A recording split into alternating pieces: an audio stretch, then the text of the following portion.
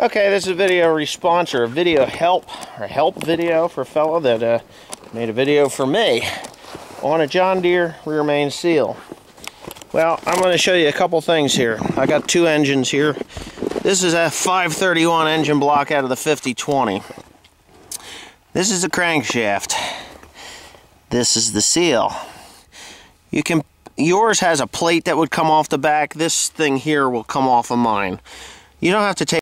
Okay, my guess is on this motor that you've got, any of these seals that I've replaced, and I've replaced a few, have had this housing to them.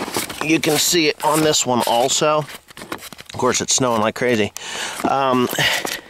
What you do is you take this housing off. You get this, you see that race there? You can see the lip. That's what you have to smack from this side. So you take this thing off of here. That's going to separate that seal from that race. Alright? That comes off. You smack that thing on this side, and then that'll expand that race, and then you can just pull it off this way. Now, when you go to put this thing back together, you cannot take the seal away from the race. If you separate them, you've destroyed them. You cannot take them back apart. You can't put them back together, is what I'm saying. So, if that whole plate, this plate here that you're talking about, if that's got to come off, if this is the housing for that seal, then yes, you have to take that off of there. Take it off, get that seal out of there, and what you'll do is you'll take the seal and you'll put it in that housing. Alright, and then you've got bolts that come in here, I see from your video. What you're going to do is you're going to sit this thing on here. You're going to set a couple of bolts so that that race is just touching the crankshaft. And then from there, what you're going to do is you're going to get a block of wood or a piece of babbitt or lead, and you're going to tap that.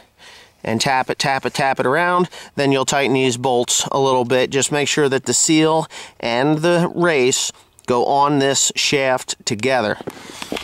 Again, do not separate them.